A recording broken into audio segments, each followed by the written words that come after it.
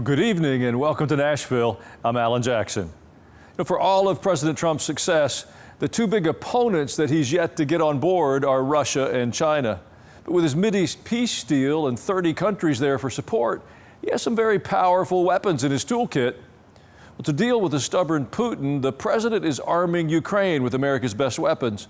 And with China, he's raising the tariffs and bringing American businesses that set up in China back to this country.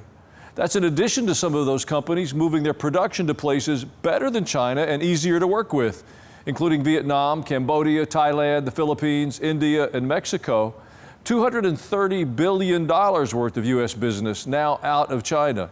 Now China's President Xi is firing back with new government controls on China's rare earth metals and a plan to try to mess with our stock market, knowing that it's something President Trump keeps a close eye on.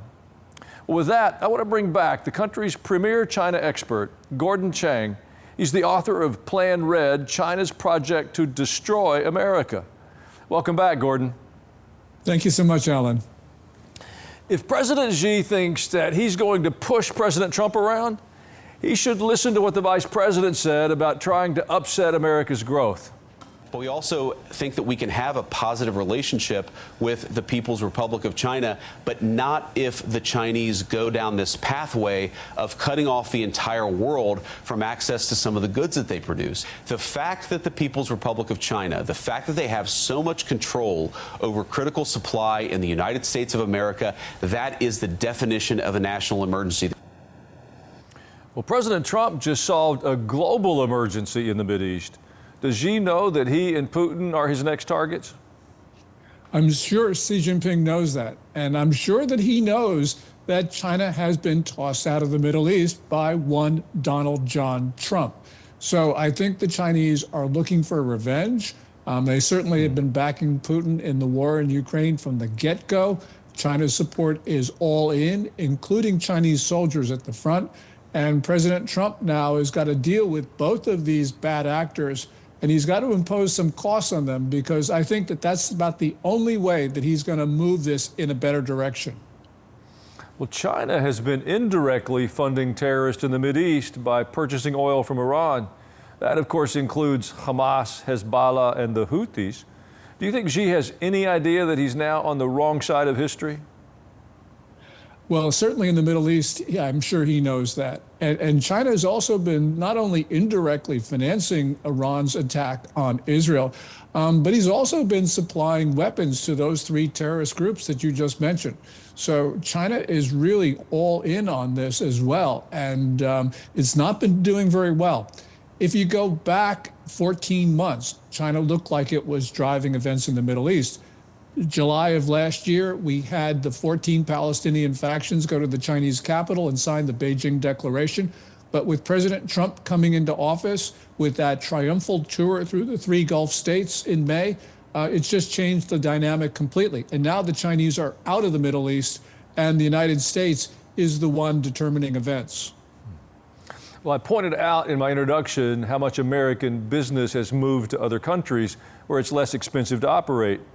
With his economy weakening, do you think the Chinese leader has any sort of strategy on how to handle the exodus?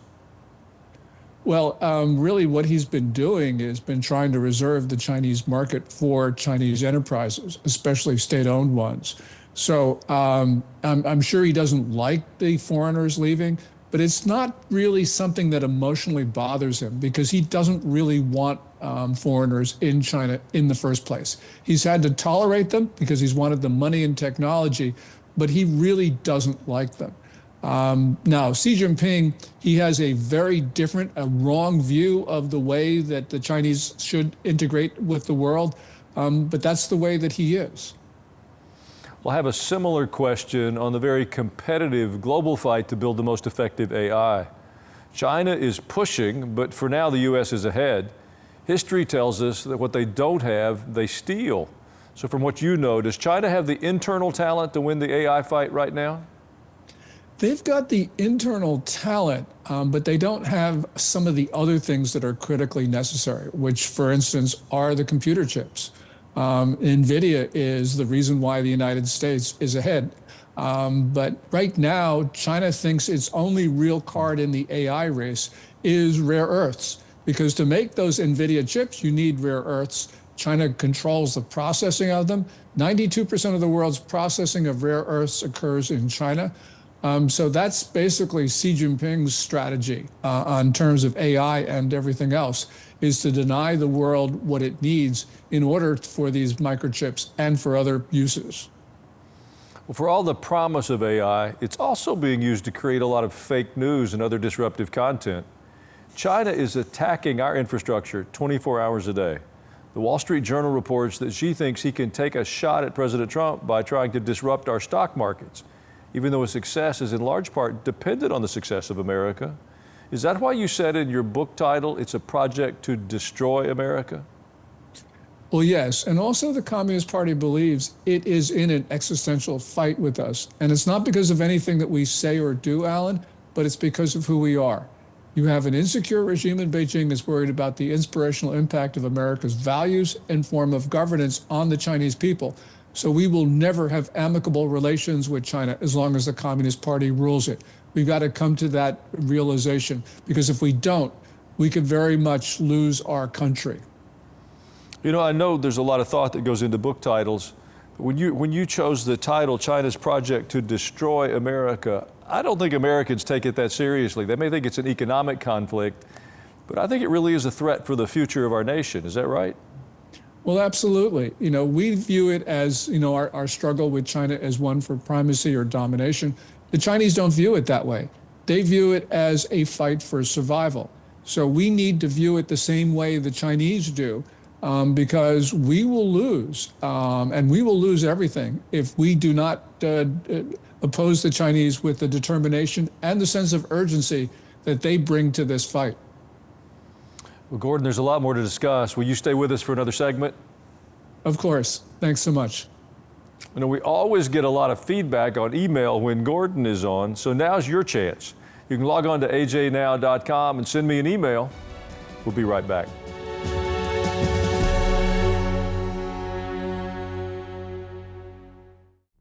Hey, I want to give you a personal invitation to join my podcast, Culture and Christianity. For a person to think that the Bible is not political, you don't know the Bible. We're trying to understand how to take our faith outside the walls of the church and live it out in the marketplace. He will show you what to do, whether it's in our communities, in our country, or other places in the world. So I brought in some friends, some people that are trying to do this. How could anyone call themselves Christian and be pro-choice? Is beyond my comprehension. But I think he wanted them open and in need of him every day. We have been living through a season of unprecedented deception, propaganda, manipulation. Everybody says, oh, Israel is attacking schools in the Gaza Strip. I want to be a part of seeing culture and Christianity intersect. Hope you enjoy the podcast.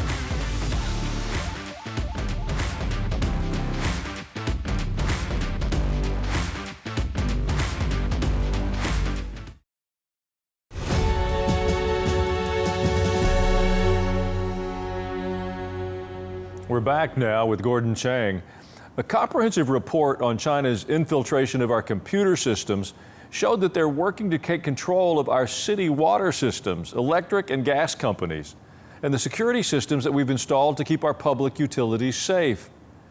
Well, if Xi knows that we know that what he's up to, how can he possibly think we're going to continue to work with China when he's trying to take us down? Well, I think the answer to that is because we've continued to work with China, even though we've known a lot of this. And he's also known that for various reasons, we have not defended our networks with the determination that is necessary. We've left them purposefully vulnerable as a society. So, you know, we Americans, we should, of course, should be angry with the Chinese for attacking our networks. But we should also be angry with the people that we elect because they have not defended the networks. This has been going on for decades, Alan, and for decades we have left these networks open. So this is on us. With the Chinese economy weakening, the former general counsel to the U.S. Trade Representative had this to say about the internal pressure of President Xi. China's under a lot of pressure right now. They're running into trade barriers from other countries as people start to realize how their system works. They've built up way too much capacity in a lot of key industries, and they're finding it difficult to find markets for that. So there's overcapacity in business and an overcapacity in housing and a shrinking population, particularly in working age people. That's a bad path to be on. So does that help President Trump in his negotiations with President Xi? Well, it certainly does, because it gives us leverage. Now, we have, on balance, much more leverage over China than China has over us. And we Americans need to remember that.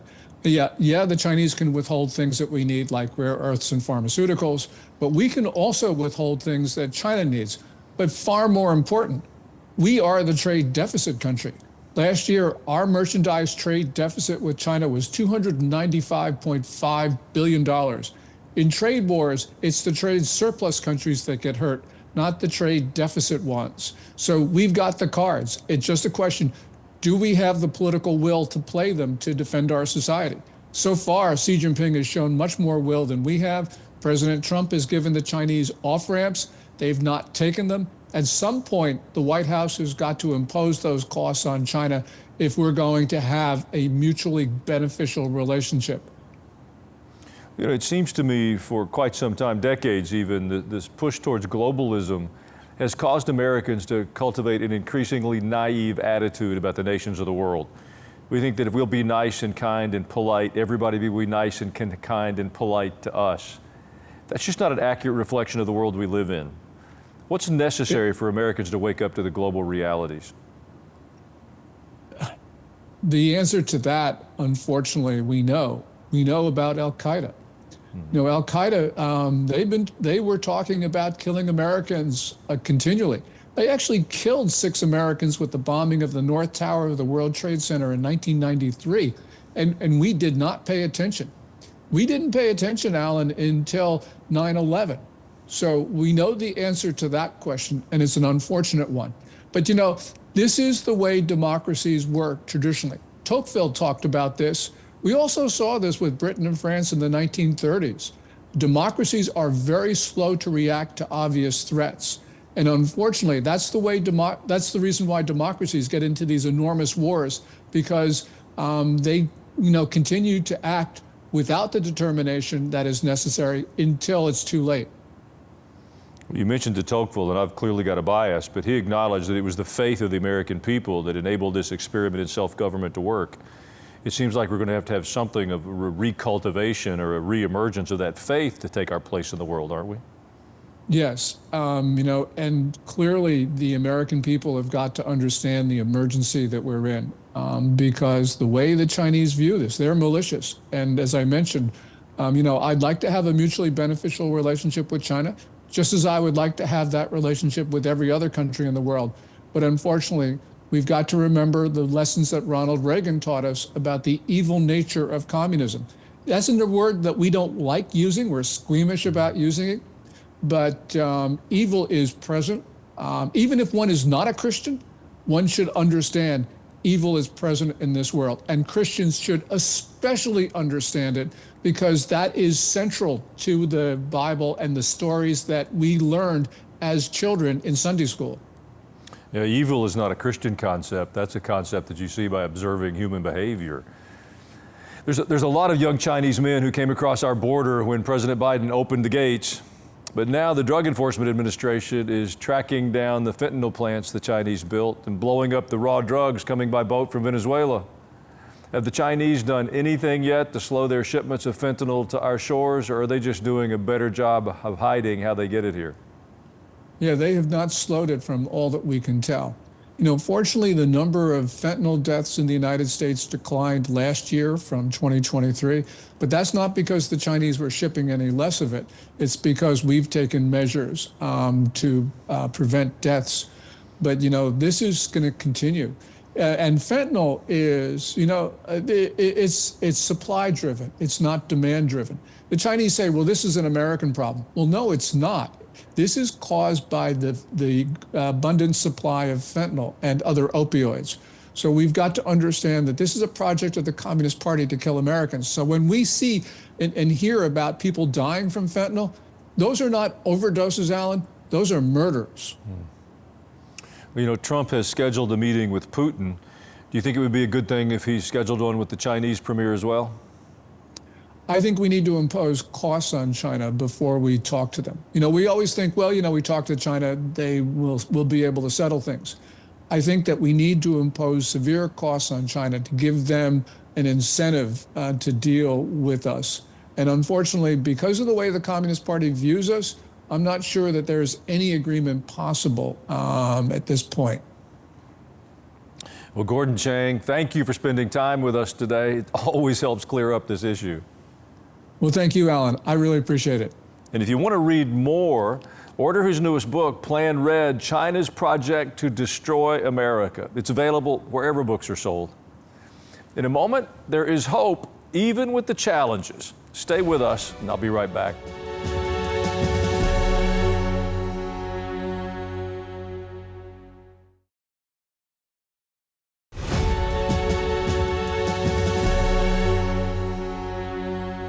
Our experiences together since the start of this decade have been very insightful and very different than any previous experiences we've had. We faced a pandemic. China, the country where it originated, hid the facts from the world. They denied it and did their best to cover it up. Then we were told by influential leaders that if you go home and shelter in place for a week, we'll be okay. Things that we thought were absolutely trustworthy proved not to be. And unfortunately, that included churches. You know, I never imagined that if someone said churches were not essential, that we would say, okay, and close our doors. Never occurred to me that could happen until it did. So I have a question. As Christ followers here in America, have we learned our lesson? Will we have the courage to speak up for truth, or will we stay silent in fear again? You know, the consequences of stating our beliefs have changed over time. We know today that if we say we're Christ followers and intend to live by biblical values, that insults and persecution are a very possible part of our future. Charlie Kirk's martyrdom is an example of that. He was just a 31-year-old man. He wasn't a politician or a leader in the Christian church, yet he was assassinated because he took a biblical worldview to college campuses. In Nigeria, our Christian brothers and sisters will gather this weekend, even in the midst of brutal persecution by Boko Haram, because in their assessment, the church is essential. When we as Christ followers see troubling events, we don't need to be afraid. We can't afford to have an escapist mentality. We must persevere because we still have an assignment to be salt and light. There are good things ahead. There are opportunities. So let's be fully engaged in doing God's work everywhere we go, no matter what. We'll be right back with your emails.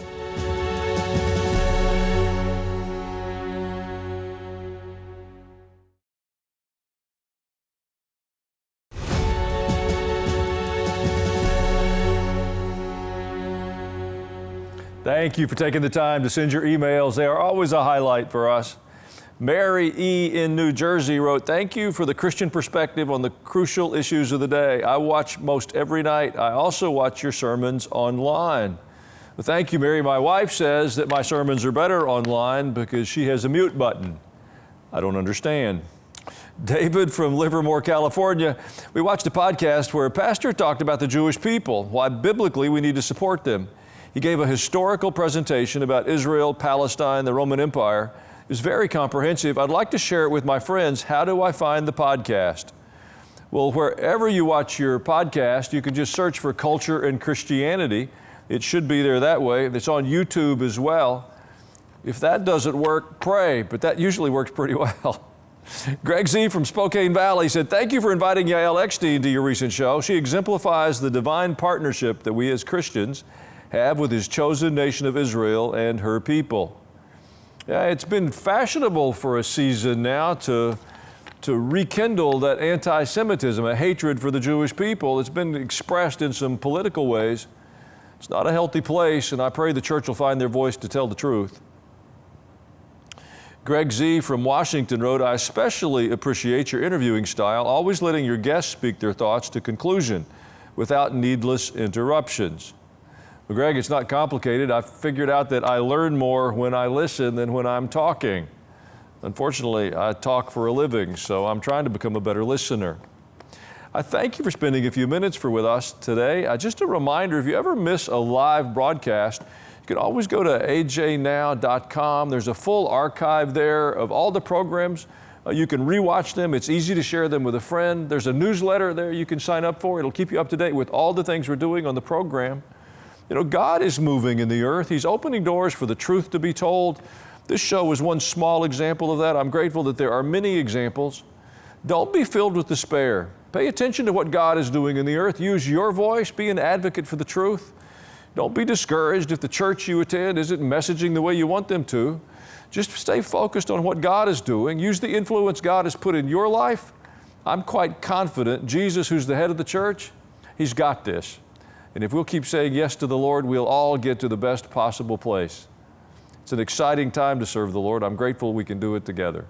Thank you for spending a few minutes of your day with us. And for now, good night from Nashville.